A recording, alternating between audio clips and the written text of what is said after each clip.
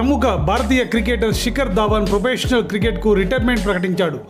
అంతర్జాతీయ దేశీయ క్రికెట్కు గుడ్ బై చెబుతున్నట్లు తన అధికారిక సోషల్ మీడియా పేజీ ద్వారా తెలియజేశాడు.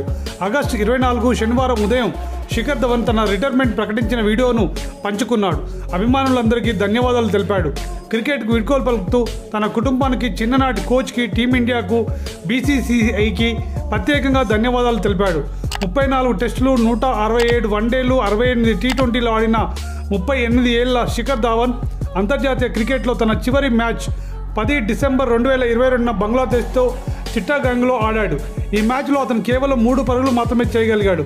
2022 నుండి టీమిండియాకు దూరంగా ఉన్నాడు. యువకులు భారత క్రికెట్ రంగంలోకి అడుగుపెట్టి సత్తా చూపుతూ ఉండడంతో శిఖర్ తిరిగి భారత జట్టులోకి రావడం విఫలమయ్యాడు. క్రికెట్ ప్రయాణంలో తన ఈ అధ్యాయాన్ని ముగిస్తున్నానని, తాను లెక్కలేనన్ని జ్ఞాపకాలను, కృతజ్ఞత భావాన్ని తన వెంట తీసుకువెళ్తున్నానని పేర్కొన్నాడు. అంతేకాదు తనపై అభిమానులు చూపించిన ప్రేమకు అడుగడుగున మద్దతుగా నిలిచిన ప్రతి ఒక్కరికి ధన్యవాదాలు తెలిపాడు. జై హింద్ అంటూ శిఖర్ ధవన్ పోస్టు చేశాడు.